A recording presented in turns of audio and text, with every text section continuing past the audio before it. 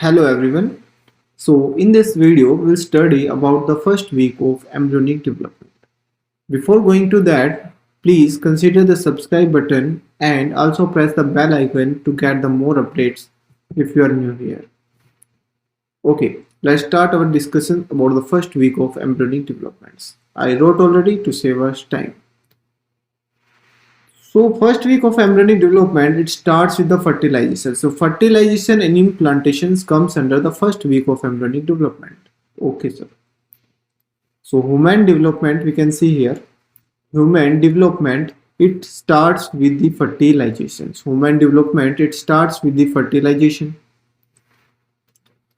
And because fertilizations, it occurs the first to fourth week. So what is the fertilizations? The question arises here, what is fertilization? So fertilization is nothing else. It is the sperm, when the sperm will combine with the egg or ovum. Ovum is here the mature ovum. So when the sperm will combine with the egg or mature ovum, then it will give to the formation of the zygote. That is our fertilization. Okay.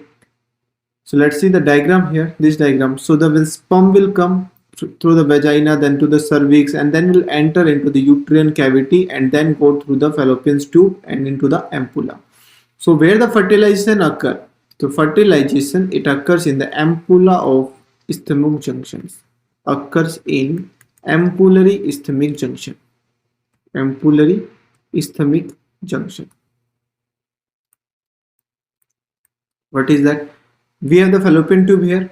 So this part is known as infundibulum. This part is known as infundibulum. Okay. And the ubra हुआ जो part है, that is known as ampulla. That is known as ampulla. Isthmus, this one. So with the ampullary ischemic junctions, fertilization will occur. Now the millions of the sperm will enter into the uterine cavity, then go to the fallopian tube. Out of them, thousands will remain, because some will phagocyte by WBC, some will destroyed by the cervical mucus cells, uterine cavity cells, and some are phagocytes. Now out of them, 1000 sperm will wait in fallopian tube. Now when they wait, they will rub against the uterine walls or the fallopian tube walls. And when they will rub, they remove the glycoprotein layer and the plasma membrane. And this process is known as capacitation. This process is known as capacitations. When the sperm will secrete the enzymes, when this process will done, when the capacitation will done, the sperm will secrete the enzyme that is known as hyaluronidase. That is known as hyaluronidase. Hyaluronidase, it break down the hyaluronic acid, means it will protect. What is the function of the hyaluronic acid? What is the function of hyaluronic acid? It is the major component of extracellular matrix protecting the eggs. Of extracellular matrix, and it protects the egg. So let's check a diagram here. So this is the mid section of the mature ovum. So mature ovum have the nucleus, cytoplasm, and outside that there is a layer that is the zona pellucida, that is the protective layer, and above that there is between the zona pellucida and corona radiata there is a layer that is vitelline membrane, and outer that there is a corona radiata, which is the layer of the follicular cells. These are the layer of the follicular cells. Now the sperm will enter into the corona radiata, then it will go through the vitelline membrane and then enter into the zona pellucida. And when they enter into the zona pellucida, so zona pellucida have the ZP3. ZP3, what is that?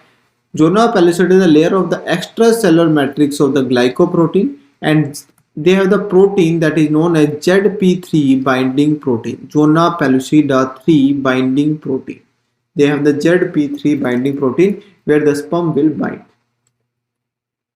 Now the three reactions that occurs during the fertilization, that is acrosomal reaction, cortical reaction, and the Joner reactions. Acrosomal reaction, cortical reaction, and the Joner reaction. Now the sperm will come in contact with the corona radiata, then it will pierce the vitelline membrane, and then it comes in close contact with the zona pellucida. So first the sperm will attach to the zona pellucida, we will say it attachment. Then the sperm will bind to the zona pellucida, binding will occur by the help of ZP3, then the binding will occur, and this is known as the binding of the sperm. When the binding will occur, the sperms get very close, then acrosomal reaction will occur, means there is release of acrosomal enzymes like hyaluronidase, acrosine, acid phosphatase. So acrosomal enzyme example like hyaluronidase, acrosine. So these are examples of acrosomal enzymes. Now these acrosomal reaction have the two parts. So first part, the sperm will release the acrosine, that is hydrolytic enzyme, and the second, the sperm binding will occur again. Okay. After that acrosomal reaction, the second reaction will occur, cortical reaction. Acrosomal reaction we can easily understood, but what is the cortical reaction? What does it mean?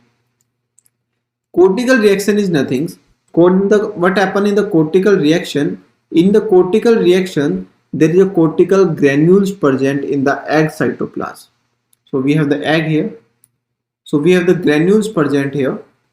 We have the granules present here. Okay. We have the granules present like the bags of the enzymes called peroxidase. It is unknown like how they will increase the calcium level in the cytosols. It's unknown till now. So they will increase the calcium ion in the cytosol, and this increase in the calcium ion, they give the signal, the cortical reactions. And what is the cortical reactions? Now the granules will fuse with the cell membrane and release the enzyme or the secretion into the space between the surface of the egg and the fertilization envelope, that is the cortical reactions. This is the cortical granules, and they fuse with the cell membrane, and they will release the zona, they will release the secretion or the enzyme, that is known as cortical reactions. After the cortical reaction will occur, the cortical formation of the cortical granules, then after that there is a formation of the zona reactions. So how the zona reaction will occur?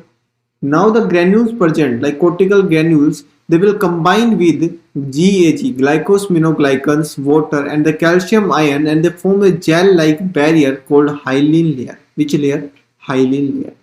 And they prevent the polyspermy. Hence only the one sperm pierces the ovules. Only one sperm pierces the ovule. So we have the three reactions. So first is which reaction? Acrosomal reaction. Then second is cortical reactions like formation of the cortical granules, and after the formation of the cortical granules there is a zona reaction will occur, or we can say zona reactions. What happened in the zona reaction? Cortical granules combine with glycosaminoglycans, calciums, and it prevents the polyspermy. Now the secondary oocyte will undergo the meiosis II. Meiosis II, I told in the oogenesis. Then when the sperm will come, then the secondary oocyte will convert into the second polar body and the mature ovules. Meiosis II will complete. And this mature ovum, they contain the nucleus known as the female pronucleus. And female pronucleus then combine with the male pronucleus and they forms a zygote that is diploid in number. And this female pronucleus is haploid and male pronucleus is also haploid, and they make a zygote that will further eventually develops into a blastocyst, and that eventually develops into a baby. So this process till now is known as fertilization, and fertilization it will complete on the fourth day. Fertilization it will complete on the fourth day of the embryonic period. After that implantation will occur.